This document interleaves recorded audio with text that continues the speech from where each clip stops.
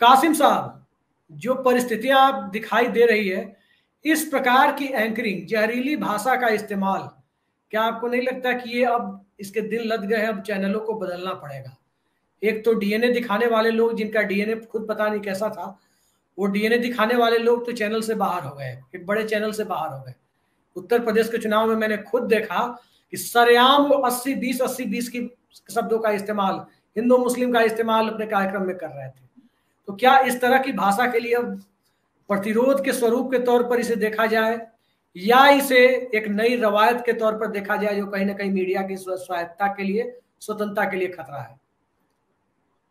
अभिषेक जी, गालिब का एक मिसरा है, दर्द का हद से गुजरना है दवा हो जाना।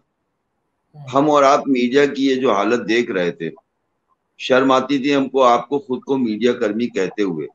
हम ऐसी जी जगह पे पहुंच गए थे कि कहीं पहले बहुत 85-86 के बाद में जब दिल्ली में था और कह दिया करते थे, वहां दिल्ली की जबान में तो परहेज कहा जाता था, प्रेस कहा भी नहीं जाता था। पुलिस वालों से इधर उधर परहेज कहा गया तो वो सलाम कर लेता था।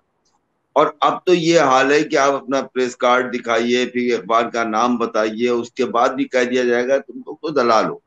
ये एक शब्दावली मिल गई है ऐसे लोगों के कारण से। और मीडिया का इतना खराब इस्तेमाल, इतना बुरा इस्तेमाल, सत्ता के लिए ऐसा यूज, दो चीजें की जा रही हैं। जरा सा अगर कोई अभिषेक बनना चाहेगा, संजय शर्मा बनना चाहेगा, तो उनको डराने धमकाने की कोशिश की जाएगी। और जो आपके अपने चाटुकार हैं, उनको हर तरह से विज्ञापन के जरिए, वायुप्रस्थ सुरक्षा के जरिए, सिक्योरिटी के जरिए, आपको घर के जरिए तमाम तरह से आपको ऑब्लाइज किया जाएगा। हमने आपने देखा है कि अब तो पूरे पूरे कैप्सूल आते हैं बन के, शायद से चैनल्स उसकी लीड बदलते हैं और चला देते हैं। हमने आपने देखा है कि अगर एक चैनल हमने खोला और उस पर चल रहा है राहुल गांधी ने कहा बच्चा, तो आखिरी चैनल तक चल रहा है कि राहुल गांधी ने कहा बच्चा।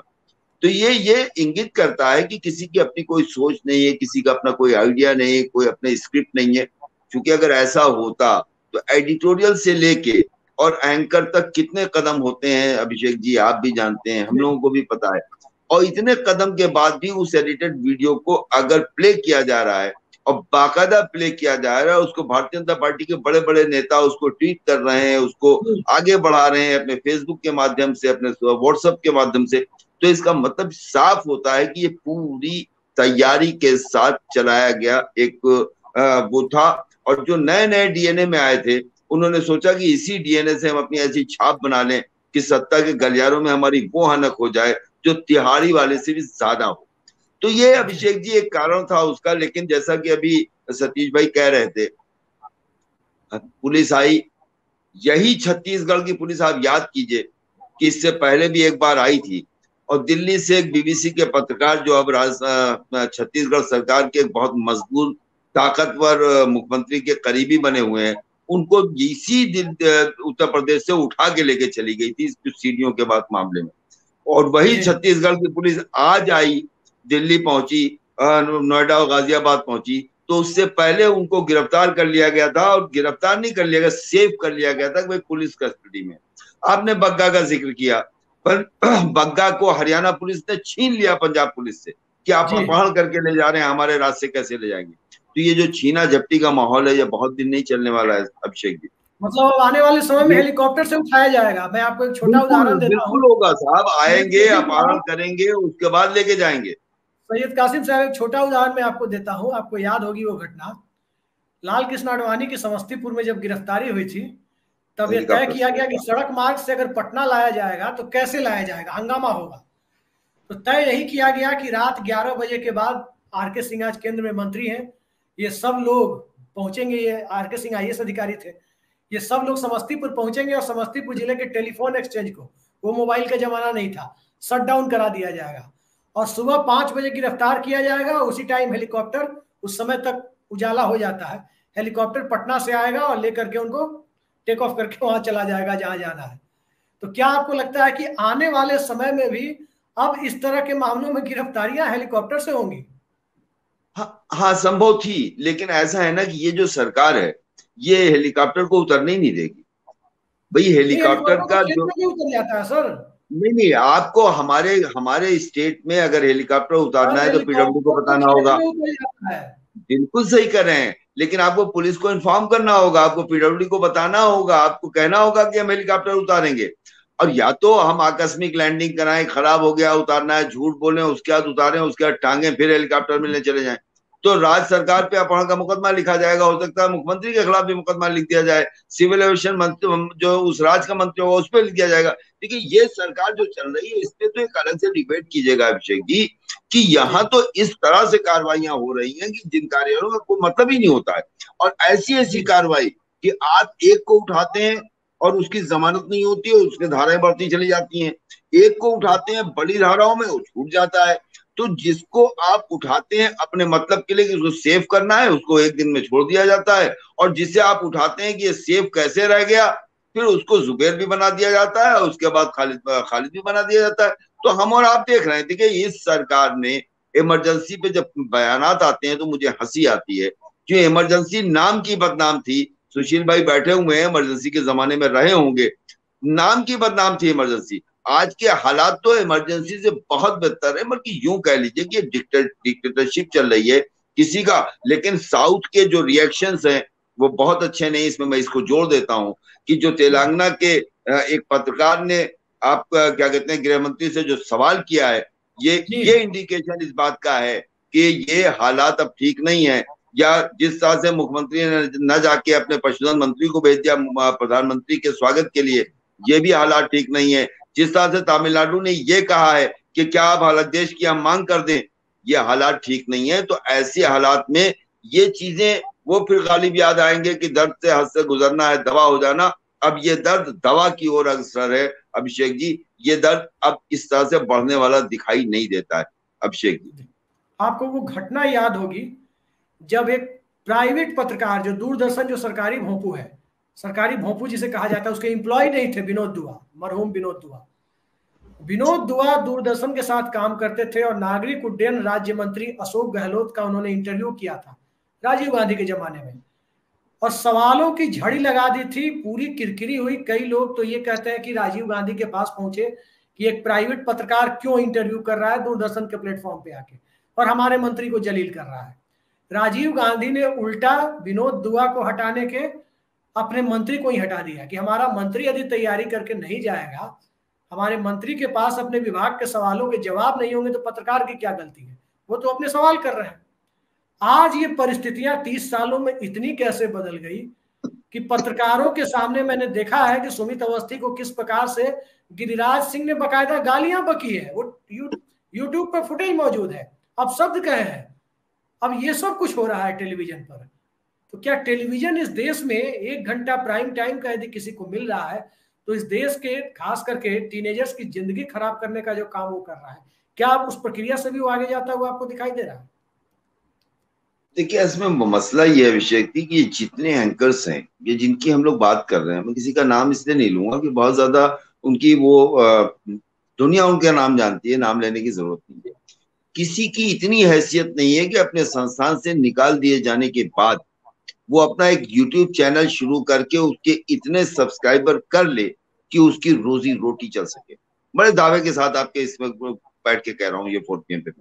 ये जितने लोग हैं, जो इस तरह के वो लोग थे जिनके अंदर टैलेंट था, जिनमें दम था, जिनके अंदर कुछ कंटेंट था, जिनके पास स्क्रिप्ट था, जिनके पास दिमाग था, वो आप देखिए कि मेन स्ट्रीम मीडिया से कहीं आगे जा रहे हैं अपने यूट्यूब चैनल लेके। ये इनको मालूम है कि हम कहाँ खड़े हैं, हमारी हैसियत क्या है, हम कितना लिख सकते हैं, कितना बोल। अब तो होता नहीं कि आदमी जो है जब एक खास उसमें रहता है खोल में, तो उसी तरह का हो जाए। लंबे चौड़े आदमी को आप छोटे से डिब्बे में बंद कर दीजिए जितने में वो आ सके, और 1-2 साल के बाद 3 साल के बाद खोलिएगा तो वो कभी लंबा नहीं हो सकता, खड़ा हो ही नहीं पाएगा, उतने ही बड़े उस खोल में रहेगा, वो इस तरह से चलेगा। सियार के साथ पैदा किया अगर बच्चा छोड़ दिया गया है तो वो हुक्का हुआ ही बोलेगा, अपनी जबान नहीं बोलेगा। अगर सियार उसको उठा ले गया, बचपन में हमने सुशील भाई ने इस तरह की बहुत सी कहानियां सुनी है और देखा है कि सियार कभी बच्चे को उठा ले गया था, उसके बाद 10 साल के बाद वो बच्चा आया है तो वो चलता भी सियार की तरह था, बोलता भी सियार की तरह था। तो ये हमने ये देखा है कि 14 से कुछ पहले ये प्रक्रिया 11-12 में शुरू हुई थी, 12 से 22 10 साल हो गए इन लोगों को भेड़िया उठा ले गया। अब भेड़िया ने इनकी परवरिश की है, अब भेड़िए की परवरिश में ये ऐसे हो गए हैं कि जैसा भेड़िया बोला है उसी तरह से ये बोलेंगे, उसी हाथ के पंजों के चारों जानवर की तरह चलेंगे। क्योंकि ये इंसान रह नहीं गए हैं, पत्रकार रह नहीं गए, इनकी बोली शैली भाषा ये सब कुछ बदल चुकी है। हम आप अभिषेक जी तमाम प्रयास करके भी इनको इंसान नहीं बना सकते हैं, चाहे जितना ठोके या पीटे। नई झोल जो आ रही है लड़कों की, रोहिणी कुमार जैसे लड़के हैं जो यंगस्टर्स हैं, जो नई नई टीम आ रही है, ये मेन स्ट्रीम मीडिया में जाना पसंद नहीं कर रहे हैं। ये जो यूट्यूबर्स हैं उनके यहाँ काम कर रहे हैं, उनके यहाँ जा रहे हैं और अच्छा कर रहे हैं, क्योंकि उन्हें मालूम है कि अब वहां जाएंगे तो हम भी उन्हीं भेड़ियों की सोबत में रह के ऐसे हो जाएंगे कि मेरा फ्यूचर सवाल में। थोड़ा सा अलग है। मेरा सवाल ये है कि आपने देखा होगा, मुझे जहां तक याद आ रहा है, हम लोग स्टूडेंट हुआ करते थे उस दौर में, प्रतिभा पाटिल को प्रेसिडेंट कैंडिडेट इस देश का सत्तारूढ़ दल बनाता है। पुण्य प्रसून वाजपेयी और तमाम लोग उस समय आज तक में हुआ करते थे। एक प्रतिभा पाटिल के खिलाफ एक अभियान छेड़ दिया जाता है, कि अघोषित अभियान ही था वो। आप देख सकते हैं कि उसमें इनके इतने कॉलेजेज है, ये है वो है, लेकिन सत्तारूढ़ दल ने कभी उनको तंग नहीं किया। सौम्या विश्वनाथन एक पत्रकार की हत्या साउथ दिल्ली में होती है। रात में वो बसंत कुंज अपने गाड़ी से लौट रही थी, तब टाइम्स नाउ की पत्रकार दिल्ली के लॉ एंड ऑर्डर पर जब सवाल उठाते हैं पत्रकार, उस दौर में शीला दीक्षित कहती है कि महिलाओं को नाइट शिफ्ट में काम करने से बचना चाहिए, कुछ इस तरह के बयान देती है। शीला दीक्षित के ऊपर सब पिल पड़ते हैं, लेकिन उन्हीं पत्रकारों को बुलाकर सीधा शीला दीक्षित डिनर कराती हैं और पूछती है कि आप लोग तो क्रिटिसाइज कर रहे हैं, अब एक ह्यूमन बीइंग के तौर पर आप बताइए कि मेरा कहना गलत था या सही था। तो ये एक दौर था। और अब एक दौर है कि एक तथाकथित बाबा से एक पत्रकार टैक्स से संबंधित सवाल पूछता है तो अगले दिन वो पत्रकार चैनल से बाहर होता है। छत्तीसगढ़ की चंद्रमणि नाम की महिला पल्प से आमदनी दोगुनी हुई है, प्रधानमंत्री कहते हैं, प्रधानमंत्री के सामने वो स्वीकार करती है, और उसी दिन रात में अगर वो टीवी पर वो पत्रकार कर दिखाते हैं कि नहीं ये कुछ पदाधिकारी आए थे उनसे जबरन बुलवाया गया था, अगले दिन वो पत्रकार भी टीवी से बाहर होते हैं। ये जो नई परिपाटी है, क्या ये सत्ता यदि बदल जाती है तो सत्ता बदलने के बाद भी क्या परिपाटी बदल पाएगी? मेरा सवाल दरअसल ये है।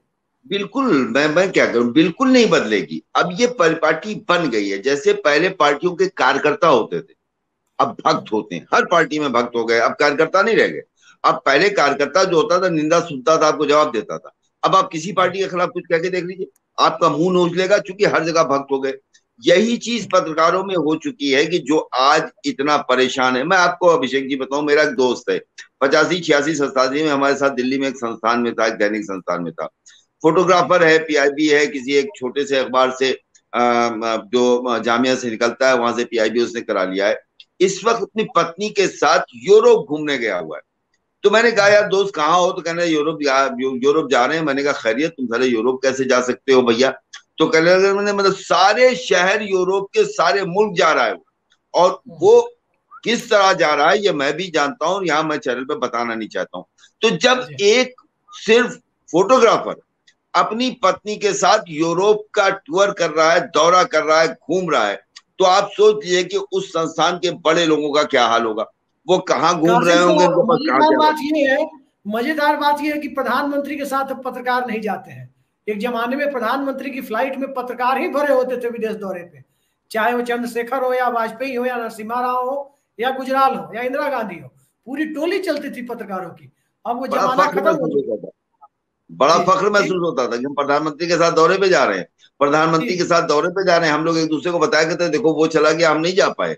देखिए वो क्योंकि कभी कभी ये मौका मिलता था, और आज ये है कि हस्बैंड वाइफ यूरोप घूम रहे हैं।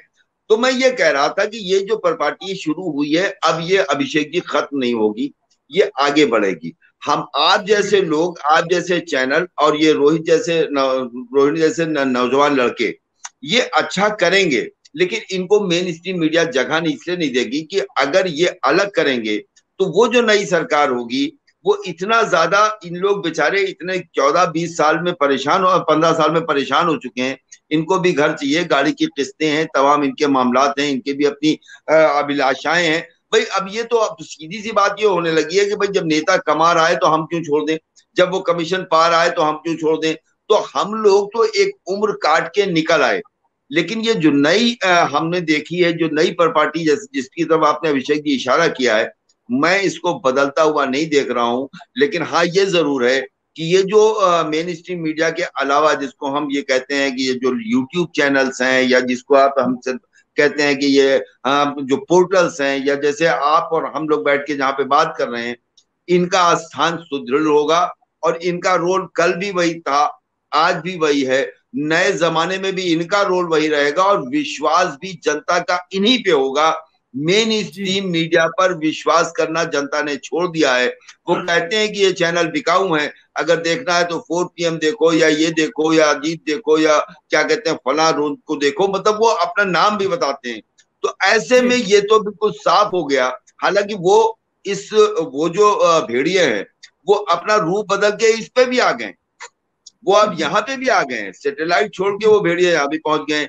लेकिन मैं आपको बताऊं, आज दिन में मैं एक आपको मिसाल बता दूं, वो छोटी सी 10 सेकंड में।